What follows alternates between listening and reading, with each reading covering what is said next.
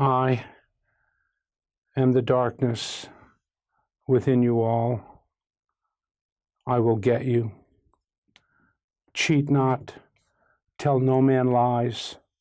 Love those you can and reserve the others for boredom, but not pity and not hatred. Do not cover your face. It only becomes what you are. Give children pennies, especially in the winter, or a candy bar. Don't cop a feel on a bus of a woman, and whatever you do, don't forget to feed me. I am the darkness within you all. I will get you. Sometimes when I read that poem, I do scare the audience. Special effects.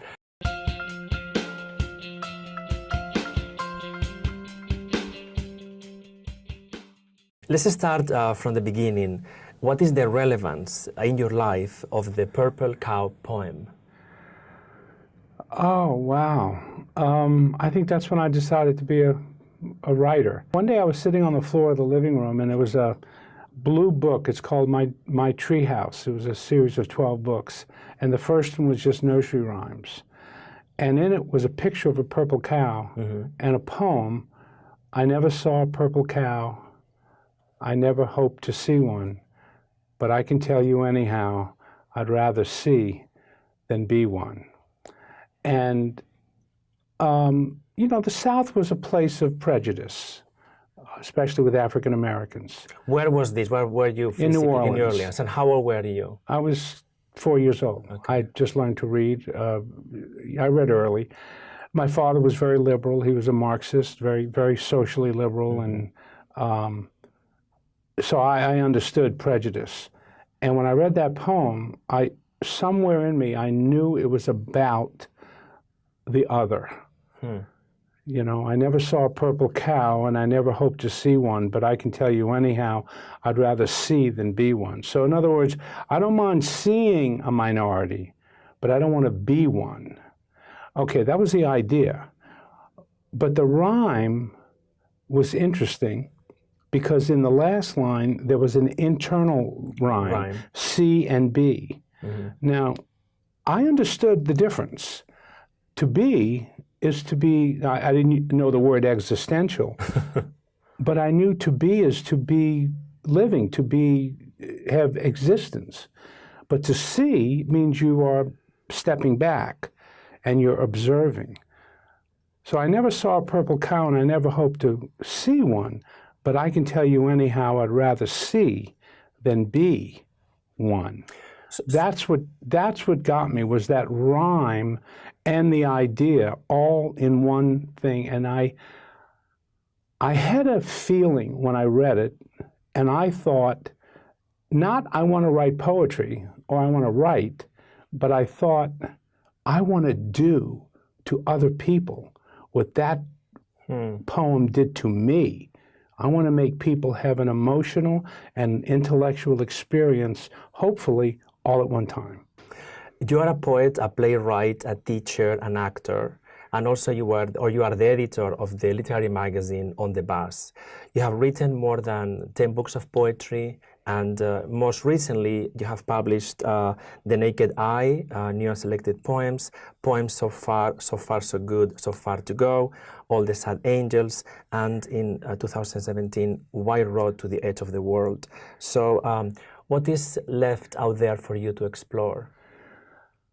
Well, as you know, I'm writing some nonfiction books. One is called How to Read Like a Writer, and the other is a 2-volume History and Evolution of Modern Poetry, which I'm editing. Let's focus on these 2 volumes about the modern poet. I think most poets read what is going on around them, and then they, without much thought, write in that way. Okay. The idea of a theoretical underpinning of what kind of poet they're going to be, what is, you know, how are they going to approach the literary, the linguistic aspect of it, and how they fit into the historical continuum. Most poets don't think about that, but some do. And when I brought this up to a friend of mine, she got very offended in the sense that, well, you shouldn't be so calculating. But poets have been calculating forever. They have looked at what's going on around them. They've looked at what's been published or written before, in centuries before, and they've thought about what is the kind of poetry that will live forever, and what's the kind of poetry that ends up being a dead end.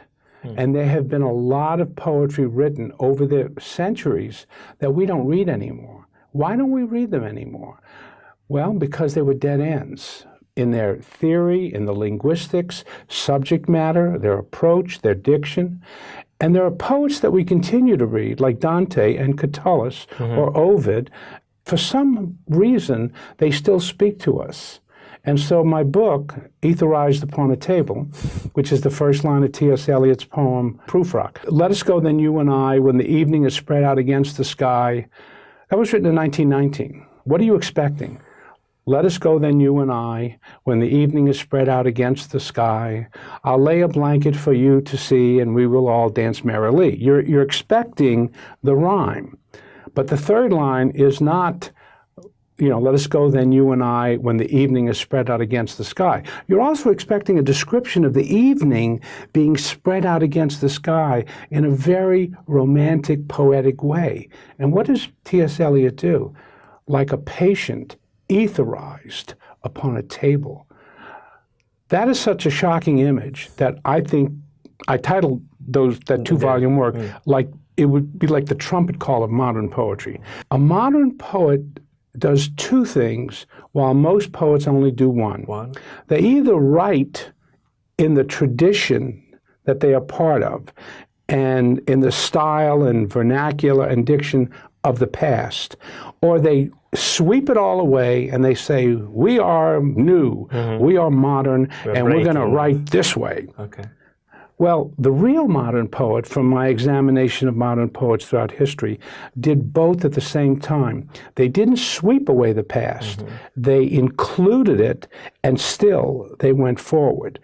And those two qualities mark Catullus and Ovid and Dante and all modern poets, Shakespeare. You are a founding member of the stand-up poets. Well, let me, and I think the term... We didn't have a meeting, and we all stood up and said, we are stand-up poets, But I think the term was coined by Charles Harper Webb, is that right? Yes. And what is true also is there are like 3 volumes of stand-up poetry. Your poetry is published in all 3 volumes. Yeah. Could you talk a little bit about this school, or I don't know how to label it, a school or a style? Well, stand-up comes from the idea of stand-up comedy. Yes. And there was a lot of humor coming into poetry at this time in Los Angeles. When do you say this time, you mean? Oh, I would say the late, maybe the 70s. Okay, the 70s. Maybe the 70s. Okay. Some of it was spearheaded by some of Bukowski's poetry, but many other poets, especially the Long Beach poets, Gerald Lachlan, Charles Stettler, Elliot Freed, and their poetry was kind of humorous. You'd stand up and you'd read, and it was entertaining, and people laughed. Well, again, there are poets throughout history whose work has been funny. So it's not like poetry's never been funny, but up to that point, a lot of poetry was rather academic and poetic, and you had to analyze it, you had to study it. So along came this movement in American poetry, also spearheaded by someone like Frank O'Hara, who's a New York poet, whose poetry was very kind of natural and had a little humor bit of to this, it. a little bit of that. A little of that. So the stand-up poets were known for being humorous. In your writings about writing, you say, or you explain, that you don't know where the poem is going to end. And you also quote Robert Frost. He says, "No surprise for the writer, no surprise for the reader." There are 2 poems that I would like you to read that I think exemplify this style of starting in a very specific place and then going to different levels and taking the reader with you. The page is cold. I've been bleeding for a while now. I came back to see how I was doing, but couldn't face it and left. You know, if I find a bottle cap on the sidewalk, I bring it home. I dreamt once that I was a mermaid. Another time I dreamt that I was tied to a lamppost. Someone was hitting me with a dark red ribbon. It was raining and foggy, very mysterious, very scary. All this suffering belongs to God. I surrendered to a single melody, a single woman, the dark-eyed lady. The sweetest songs are those that sing of saddest thought, blah, blah, blah, blah. What you have to surrender to if you are going to love and lay your body at the feet of the lover. Poor me. Where do I go for flowers in winter? The swans that skirt the edge of the lake are drunk on kisses. They confuse sunshine with shade, while speechless dark clouds drive weather vanes crazy. If I had the guts, I'd sail without end into the unknown, but I ain't got the guts. I like it up here in the crow's nest. You can see land miles before you get there. You can see the horizon in the distance, always before you, daring you to fall into it. All the magenta lips that spring up beneath the footsteps of the sun, it's a haze of blossoms standing in for love, 1,000 words of love.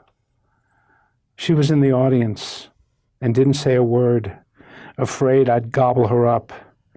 I was on stage, waiting for rescue. Some days I do nothing but pay bills and run errands, tedious details that pull me down into those small bells of voluptuous insanity, doing this, taking care of that, constantly moaning that I haven't written a poem. My grief, like a bird cage, its little door opens, but I dare not fly out.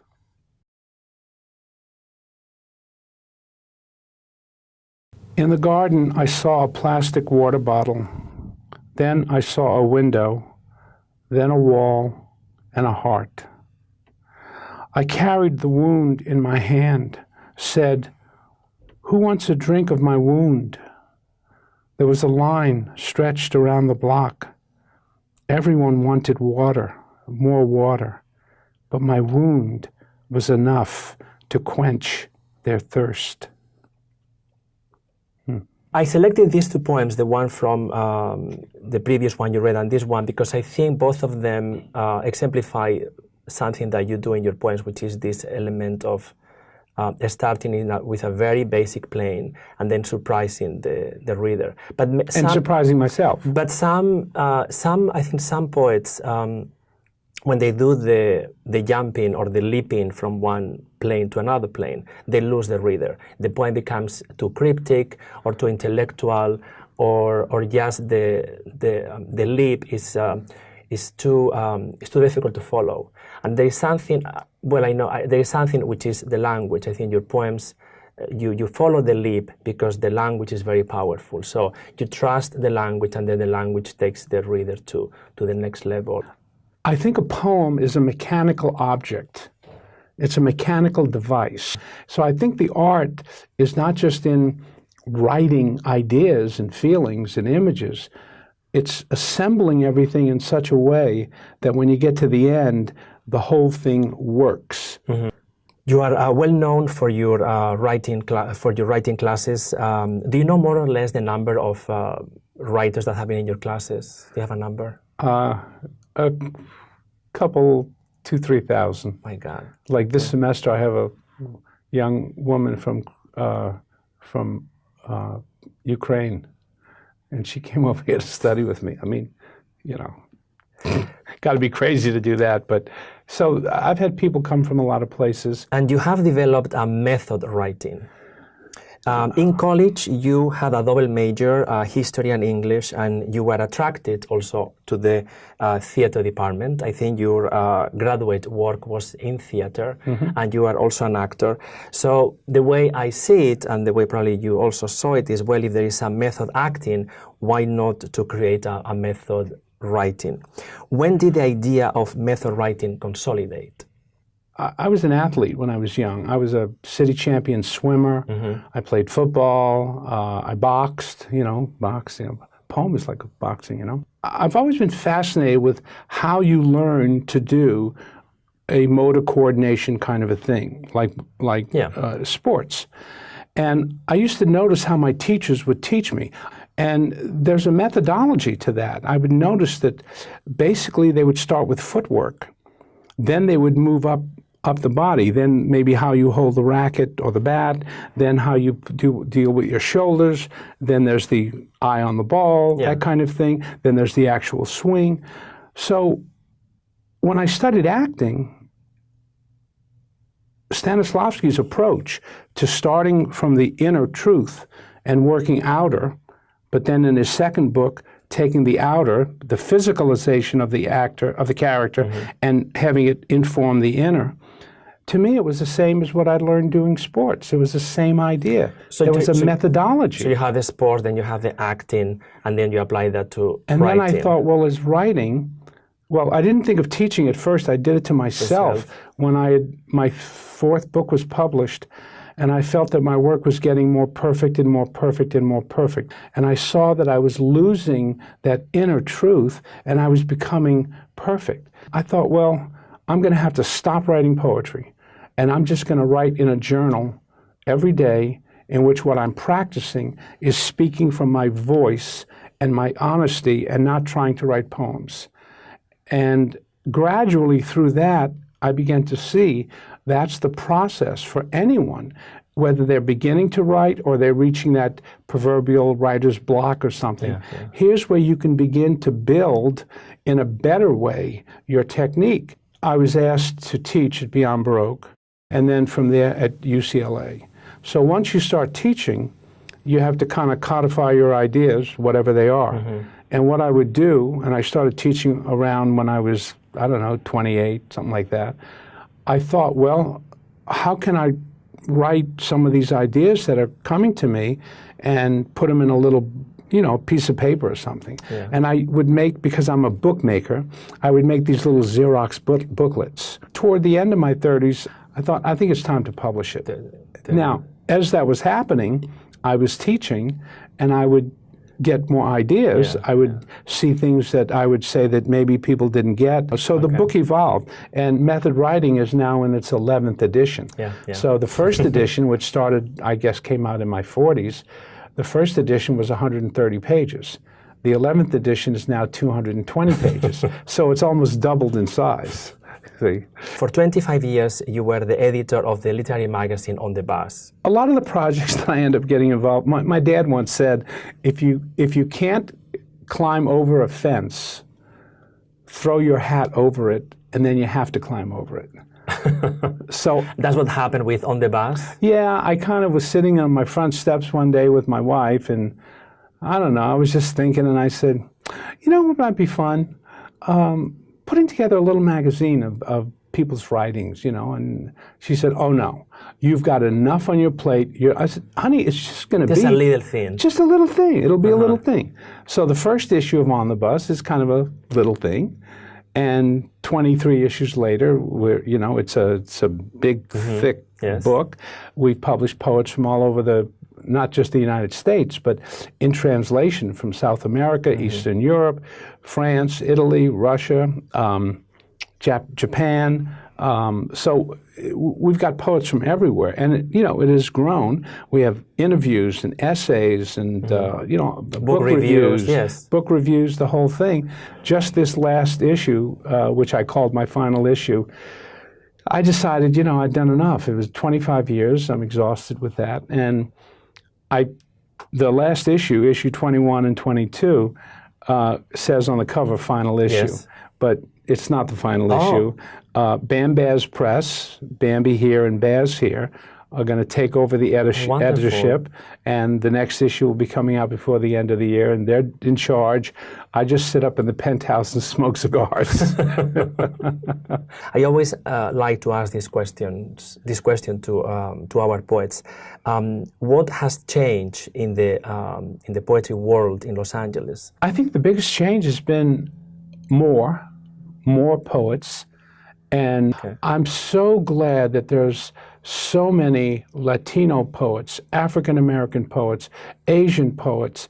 You know, if I'm leaving anybody out, I apologize. To me, that's the lifeblood of art, is that kind of diversity and bringing in new points of view and new ways of looking at things and new words. You know, the new words that come with that. So I'm really happy to see that. When I first came to LA and went to Beyond Baroque, that was it. There was maybe 10, 20 of us sitting in a room every Wednesday night, I think it was. Yeah, the poetry workshop. Yeah, and I wrote that article for the Cultural Weekly, or a poem, calling it An Island in the Middle of a Lake in the Middle of a Desert. And that's how it felt. That was it. It was just us. And we were thirsty for what was going on everywhere else. What are the San Francisco poets doing? What are the new New York poets doing? Now, poetry is everywhere. It's just everywhere. You also have written haiku. But your haiku are very particular because they are first of all, there's like a 301 haiku in your book, and there is a narrative in the book. So from childhood. From childhood, yes, it's very So I would like to end the interview with you reading a section of those haiku. They are in the book Wide Road to the Edge of the World. The main part of this book is actually not the haiku. Yes. It's a prose essay of 400 pages about really how Portrait of the Artist as a Young Man, how I became a writer. It was influenced or suggested by my own son's working on a book of haiku, and he's coming out with part of that book in a few months. The first one begins dum-de-dum-de-dum, which is, you know, the child, dum-de-dum-de-dum. And he's in the back seat of my mother's car when they would go driving, and they would put me in the back seat. This is before they had, you know, baby seats. Car seats, yes. And you would lay on the seat, and you could see the trees. And often they took the same route, and I tried to guess what street we were on. And then I would get up and look out the window, and I'd go, oh, we're on Napoleon Avenue. I got it right. And the last poem in the book is me saying, well, I'm done with haiku. I've got 300 of them. This is the last one. It says, I embrace these words, last haiku, quick drops of ink, these heartfelt scribbles. And that was the 300th. And then the next day I wrote, okay, here's the deal. Waiting for the next haiku. Dum-de-dum-de-dum. So it comes full circle that I'm the child again, just dum-de-dum-de-dum, see? But I'll read the first few. Section, yeah, the first haikus. Dum-de-dum-de-dum, the trees fly past from back seat, from world upside down. So it's 5, 7, 5. Down, upside down, up, window closed, open window, daddy back door comes. Milky Way, star bright, the hazy moon, hazy sun, little bird at door. Rain, rain, go away, come again another day, big bad wolf won't sleep. Jump over puddle, man on floor, dying, pillow, no one home, no one. My mother is big. Father sleeps in the kitchen. Be nimble, be quick. Circumcision day. Little brother in the crib. The bloody diaper. Hearing mom and dad fighting in the bedroom room. Outside, the red moon. Go that way, they say. I stand in line to get milk. That way, no, that way. Can't spell cat or dog. I look outside the classroom. A sun-bathing snail. TV's test pattern, but I watch it all day long. Lonely popsicle. Going to the moon, I tell my father's brother, asleep on the floor. Going to Pluto, I can fly like Superman.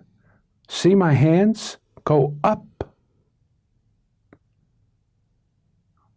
I am lost in school. Where's the bathroom? No one says. I pee in my pants.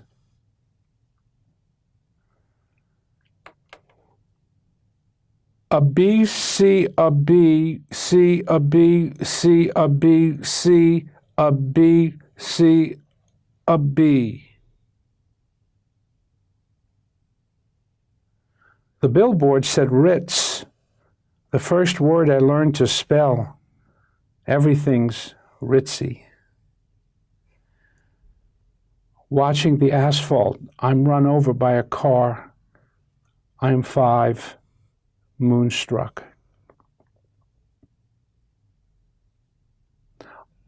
I'm at the movies. Frankenstein meets Dracula in the safe darkness. In the safe darkness of the theater, I find truth. Annie gets her gun. There's Charlie Chaplin, running but getting nowhere. A plan for a life. Thank you very much, Jack. It was a pleasure. Thank you very much.